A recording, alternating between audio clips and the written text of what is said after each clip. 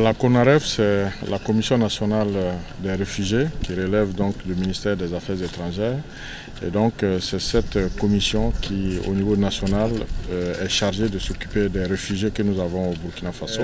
Cette commission est dans des bureaux, dans des locaux qui étaient dans un état de délabrement, j'allais dire très prononcé. Et moi-même, j'ai visité ici en juin 2017 et j'ai vu que ce n'était pas tenable de travailler dans cet état-là. Et donc, l'engagement avait été pris de reconstruire donc, les bureaux donc, de la CONAREF. Et nous avons eu un financement grâce au HCR.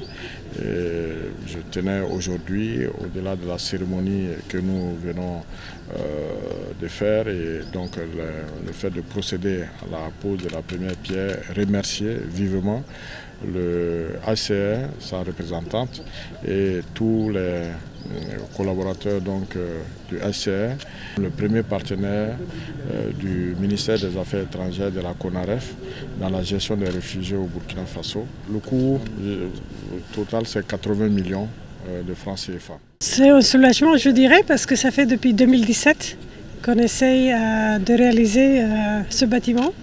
Il y a eu quelques difficultés par rapport au papier, l'obtention des papiers pour pouvoir le construire.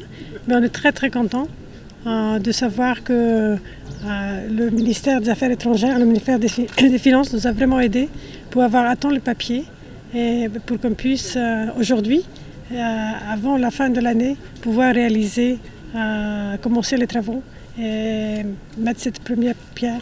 Et je remercie beaucoup le ministre de sa disponibilité pour vraiment être là aujourd'hui et tout le soutien d'ailleurs, au nom des réfugiés, tout le soutien que le ministre et la CONAREF nous donnent pour aider les réfugiés du Burkina Faso. Vous voyez, le bâtiment actuel, quand il pleut, il est délabré, donc pour nous c'est très important que nos collègues de la CONAREF travaillent dans de très bonnes conditions pour qu'on puisse aider au maximum les réfugiés.